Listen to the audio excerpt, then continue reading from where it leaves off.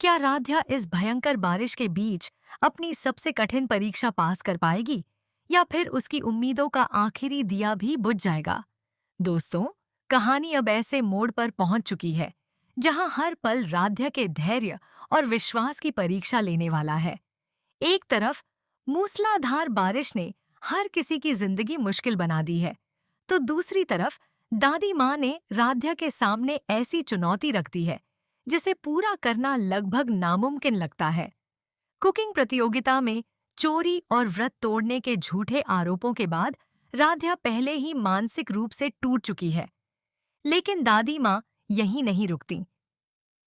पंडित जी के बताए उपाय का हवाला देते हुए वे प्रथम की जान और उसके कर्ज का डर दिखाकर राध्या को आदेश देती हैं कि वह इस तेज बारिश के बीच आंगन की गीली मिट्टी से 1001 दिए बनाए और उन्हें जलाकर अपनी श्रद्धा साबित करे। बारिश लगातार राध्या की मेहनत पर पानी फेरती रहती है। जैसे ही वह एक दिया बनाती है, वह गलकर टूट जाता है। हर असफल कोशिश के साथ दादी माँ के ताने और भी तीखे होते जाते हैं। दादी कहती हैं कि अगर राध्या 1001 दिए नहीं जला पाई, तो वह सिर्फ इस परीक्षा में ही नहीं, बल्कि हमेशा के लिए प्रथम का भरोसा भी खो देगी। लेकिन राध्या हार मानने वालों में से नहीं है। उसका विश्वास और हौसला हर मुश्किल से बड़ा साबित होता है। वह ठान लेती है कि चाहे कितनी भी तेज बारिश क्यों न हो, वह अपनी परीक्षा पूरी करके ही रहेगी। अगर आगे की कहानी का अनुमान लगाया जाए, तो शुरुआत में बारिश राध्या की सारी मेहनत को बर्बाद करती हुई दिखाई देगी और एक पल ऐसा भी आएगा जब लगेगा कि अब सब कुछ खत्म हो गया। लेकिन उसी समय प्रथम का अटूट भरोसा और भगवान शिव का आशीर्वाद राध्या को नई ताकत देगा।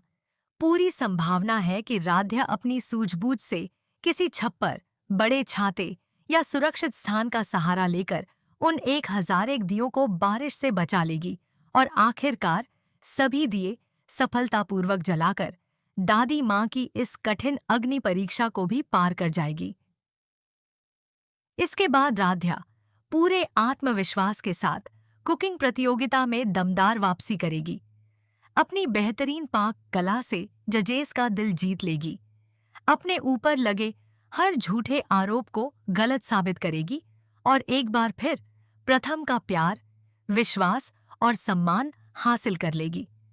अब देखना दिलचस्प होगा कि राध्या की इस जीत के बाद दादी माँ का अगला कदम क्या होगा।